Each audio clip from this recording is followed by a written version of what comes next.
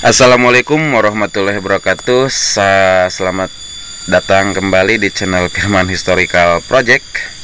Kali ini saya sedang ada di kebun ya, di saung, sambil ngabeberang karena hari ini hari bulan Ramadan, masih puasa. Sekarang hari ke berapa ya? Puasanya hari ke 20 ya, hari ke 20.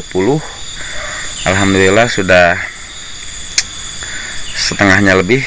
Semoga kita bisa menyelesaikannya sampai hari terakhir di bulan puasa. Namun kondisi tenang di negara kita, alhamdulillah kita patut mensyukurinya, karena negara kita masih aman, damai ya, tenang. Tidak ada rudal yang nyasar, tidak ada roket yang nyasar ya. Inilah suasana di kampung, apalagi di kota mungkin kemarin agak ramai ya dengan para demonstran. Tapi ya pesan saya, jaga saja jangan sampai terprovokasi dan jangan sampai ditumpangi oleh kelompok-kelompok tertentu. Tapi kalau untuk kepentingan rakyat ya silakan saja, karena kita negara demokrasi, kita juga mempunyai hak-hak.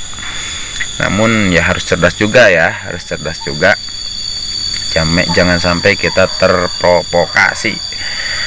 Nah sekarang karena kemarin di program asumsi ya, di program asumsi ini kita masih membahas tentang keadaan global ya. Walaupun saya di kampung ya, karena kita sekarang kan zamannya sudah canggih ya, gak ada alasan walaupun kita di kampung tidak mengetahui kondisi global. Karena sekarang ya saling terhubung antara satu negara dengan negara yang lain, antara satu wilayah dengan wilayah yang lain, tidak bisa terpisahkan, saling mempengaruhi ya, baik secara langsung ataupun tidak langsung. Dulu saja ketika perang dunia terjadi ataupun ketika inflasi ya, secara tidak sadar ya berpengaruh terhadap harga-harga bahan pokok di negara kita. Ketika perang dagang antara Amerika dengan Cina, kita juga secara tidak langsung terpengaruh juga.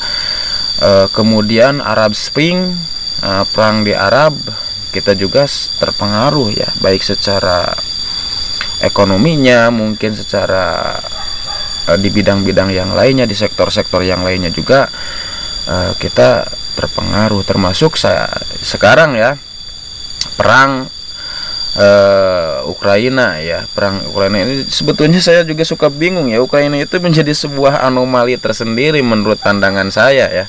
Kenapa yang disebutkan anomali ya? Kenapa Ukraina sangat spesial gitu kan, sangat spesial, diperebutkan sampai negara seperti dedengkot NATO ya, seperti Inggris, Prancis itu sangat kekeh ya.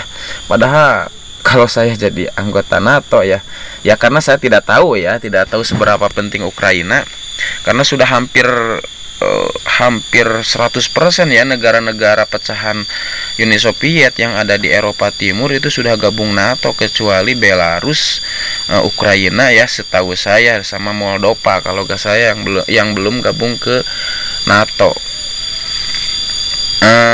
Kan salah satu alasan invasi Rusia ke Ukraina itu adalah menjaga netralitas Ukraina ya. Selain ada ya semacam modus-modusnya itu ya, Donbas, Crimea dan lain sebagainya kan. Nah itu hanya sebagai pemantik saja, alasan untuk invasi saja. Sebetulnya alasan yang lebih besarnya ya pihak Rusia tidak ingin Ukraina bergabung dengan NATO. Namun banyak fakta-fakta lain setelah terjadinya invasi. Ada semacam isu senjata biologis, kemudian banyak ditemukannya laboratorium penelitian untuk vaksin virus ya dan lain sebagainya. Sampai-sampai terjadi juga kan sanksi ekonomi, sanksi energi, perang ekonomi, perang energi. Kemudian kemarin yang terbaru dikeluarkannya Rusia dari PBB kan. Ini sudah mulai merembet kemana-mana kan. Tapi yang menjadi anomali menurut saya itu kenapa gitu kan, sebegitu kencangnya perjuangan NATO untuk mempertahankan Ukraina dari pengaruh Rusia, padahal Ukraina belum jadi anggota NATO. Walaupun mereka mempunyai keinginan, tapi tidak semua masyarakat Ukraina menginginkannya kan.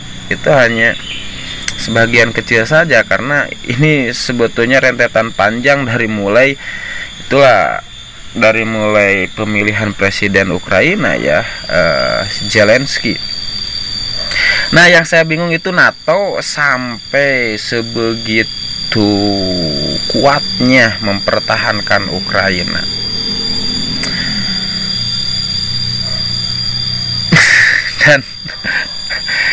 dan gini ya, ya ini saya juga yang kurang tahu ya, kurang paham, bodoh gitu kan. Namun kenapa kan gitu, kalau ketika Amerika menginvasi Afghanistan tidak padahal kan sama-sama kan banyak korban, bahkan lama kan. Kalau melihat dari sisi kemanusiaannya sajalah yang lebih objektif gitu kan, yang lebih objektif. Kalau dari sisi ekonomi politik itu mungkin agak subjektif. Dari sisi kemanusiaan saja ya yang objektif. Kan sama, Amerika menyerang Afghanistan, menyerang Irak yang sampai sekarang kan belum bangkit-bangkit. Berapa ratus ribu masyarakat dan tentaranya yang meninggal gitu kan. Kemudian kemarin perang di Suriah, perang saudara di Suriah, ingin menggulingkan Bashar al-Assad kan. Kemudian di Mesir, di Libya, itu kan semuanya itu kemudian belum lagi perang melawan atas nama ISIS ya, lintas negara. Itu kan semuanya dibalik itu semua kan banyak anggota CIA, Pentagon berperan, Amerika, tentara-tentara NATO kan. Tapi ketika itu kan yang menjadi kenapa masyarakat yang mungkin mengikuti konflik di Ukraina ini sangat, dalam tanda kutip ya, psikologinya agak mendukung Putin ya. Kenapa juga? Karena memang seakan-akan Putin dan Rusianya itu sebagai pihak yang terdolimi sebetulnya kalau dilihat dari persepsi politik global ya. Kalau dilihat dari persepsi politik lokal kawasan antara Ukraina dengan Rusia ya, yang namanya invasi militer ya tidak ada yang dibenarkan, dan itu yang menjadi kekuatan untuk negara-negara barat khususnya NATO. Namun kan mereka juga sering melakukan seperti itu kan ke negara-negara yang lain kan gitu. Dan sekarang karena strategi-strategi perang yang dilancarkan itu mendapatkan perlawanan karena mendapatkan pasokan ya tentara-tentara Ukraina dari negara-negara NATO. Ya sekarang semakin sengit saja kan. Namun ada fakta menarik yang mohon maaf ya kalau ini hoak, tetapi ini dibuktikan dengan berbagai rekaman data ya yang saya lihat dari beberapa video. Ternyata ini kekuatan barat ya, ini kekuatan barat, salah satunya kan media. Kekuatan barat salah satunya media. Ya ternyata kan banyak ditemukan juga yang membunuh masyarakat Ukraina itu bukan tentara Rusia ternyata ya, sebagian besar, walaupun mungkin ada ya. Ternyata yang membunuh masyarakat sipil di Ukraina itu bukan tentara Rusia, tetapi tentara Ukraina sendiri atau relawan-relawan dari Ukraina sendiri. Kemudian mereka abadikan dengan sebuah video untuk disebarluaskan ke dunia, sehingga dunia merasa simpati ya, untuk mendapatkan simpati masyarakat dunia. Ternyata tentara Rusia itu kejam. Ini sudah strategi yang sudah lumayan rusak ya, strategi yang sudah lumayan jahat kan gitu ya, tidak berperi kemanusiaan. Kalau betul ya, ini kalau betul. Jadi tentara Ukraina itu ataupun relawannya itu membunuh dengan keji masyarakat Ukraina sendiri, kemudian di video, direkam, sehingga ini seakan-akan didokumentasikan seakan-akan korban dari kekejaman tentara Rusia, kekejaman tentara SES-nya. Nah, ini kan sudah strategi-strategi picik ya, dan strategi-strategi licik. Kalau benar itu juga ya, kalau benar. Nah, itu saja sih sebetulnya. Tadinya membahas lumayan per sesi ya, tetapi ya kita kemudian bagaimana posisi Indonesia, kan Indonesia pada waktu itu ketika pemilihan suara untuk apakah akan dikeluarkan Rusia dari PBB ya, dari Dewan HAM kalau nggak salah PBB, ataupun tidak, Rusia Indonesia itu memberikan sikap abstain ya. Nah gini, kita sekarang akan masuk ke posisi bagaimana seharusnya bangsa kita bersikap melihat atau menanggapi konflik antara Rusia dengan Ukraina, karena dintentu oge gitu kan, karena memang konflik ini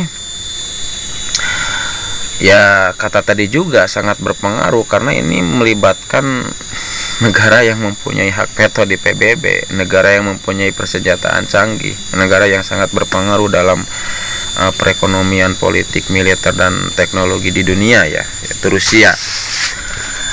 Kalau melihat sejarahnya kan, Indonesia itu dulu pernah sangat dekat dengan Uni Soviet ya, ketika kita ingin merebut Irian Barat dari Belanda setelah terjadinya konferensi meja bundar kan. Kita di sana ada klausul kan, Belanda akan menyerahkan Irian Barat, tetapi tidak diserahkan juga sudah beberapa tahun.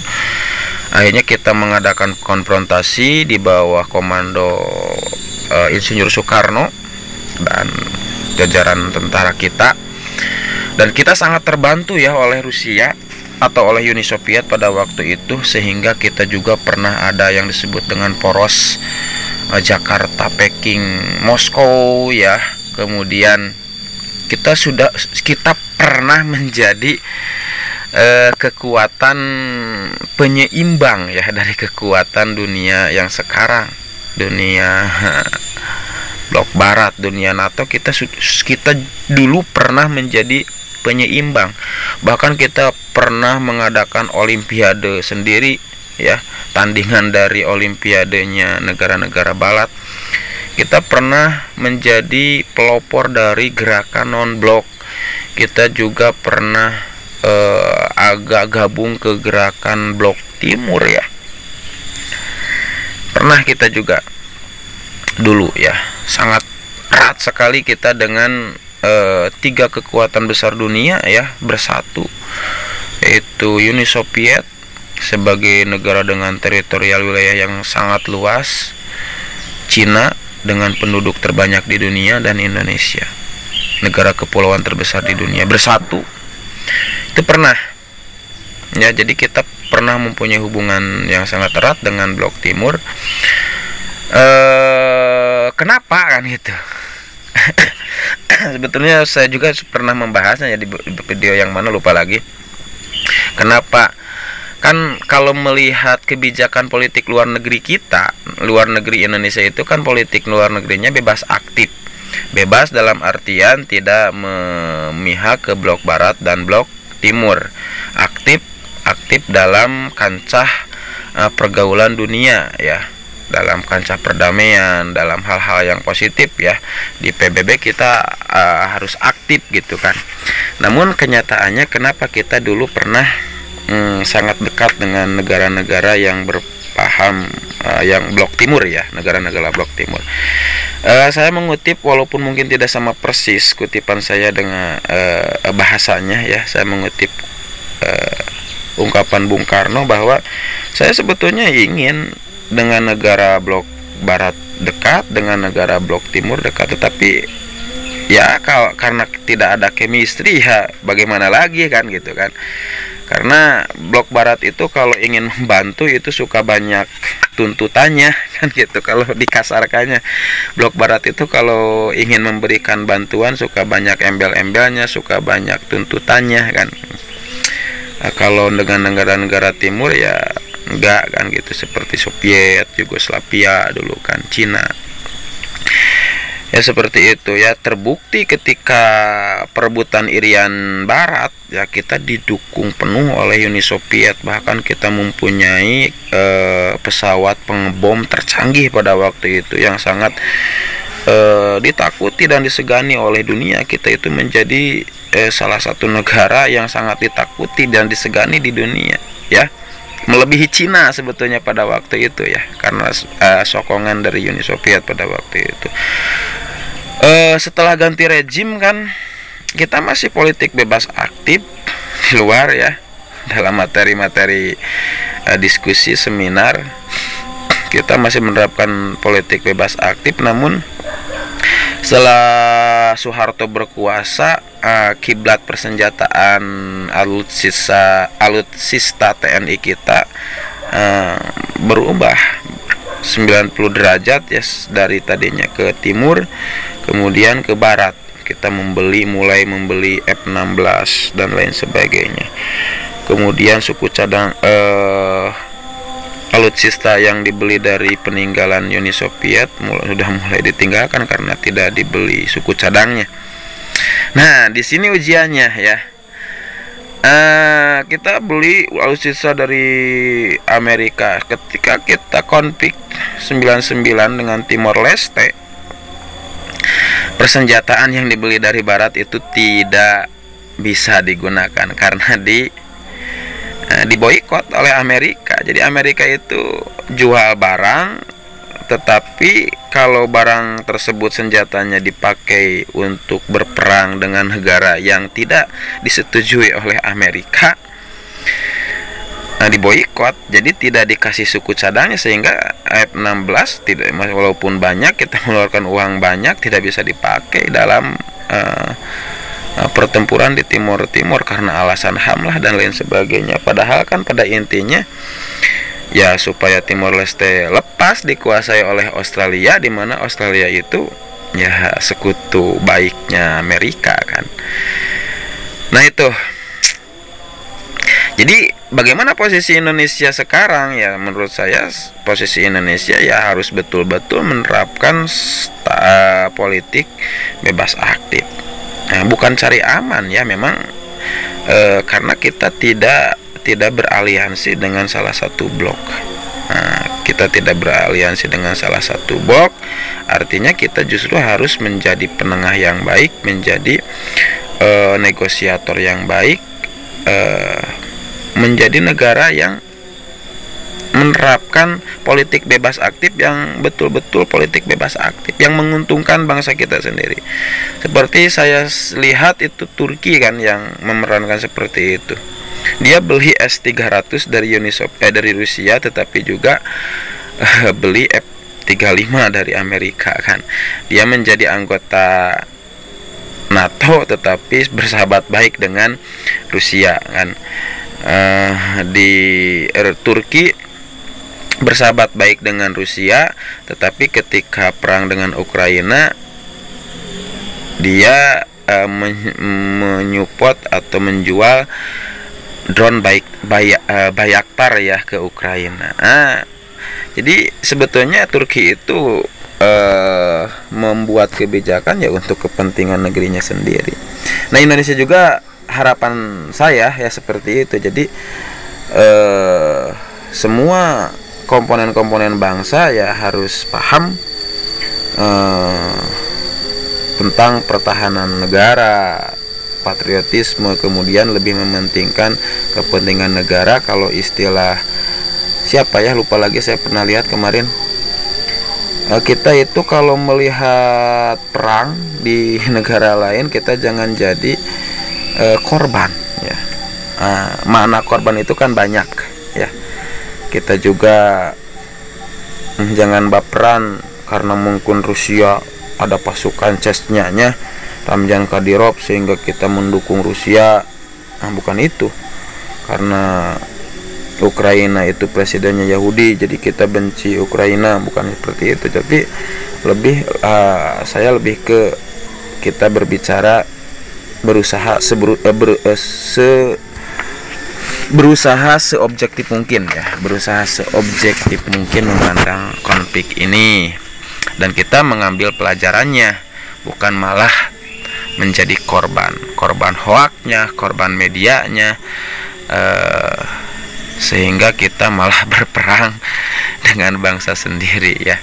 Ada pendukung Rusia, ada pendukung Ukraina, karena itu korban dari framing media. Nah, jangan sampai seperti itu. Justru kita harus bersikap demi kepentingan bangsa kita sendiri, harus mengambil pelajaran, karena jangan sampai ketika perang ini berlanjut, karena semakin besar ya sekarang berlanjut, tapi naudzubillah ya, mudah-mudahan tidak, mungkin juga kan ada kemungkinan perang dunia ketiga. Nanti bagaimana kita bersikap. Nah, minimal kita harus mengikuti yang seperti ini ya, jangan sampai kita yang malah disibukkan dengan hal-hal yang kurang bermanfaat. Oke, karena sudah adzan duhur, saya juga mau pulang. Sekian dulu obrolan kita kali ini. Jangan lupa dukung terus channel ini agar saya lebih termotivasi dalam membuat konten-konten yang semoga ya menginspirasi, semoga mengedukasi, semoga juga memberikan informasi. Yang baiknya silahkan ambil, yang jeleknya jangan diambil. Itu kesalahan dari saya, mohon maaf kalau ada yang jelek-jeleknya, baik dari perkataan ataupun dari inti dari materi yang saya sampaikan. Sekian, sampai jumpa di video selanjutnya. Assalamualaikum warahmatullahi wabarakatuh.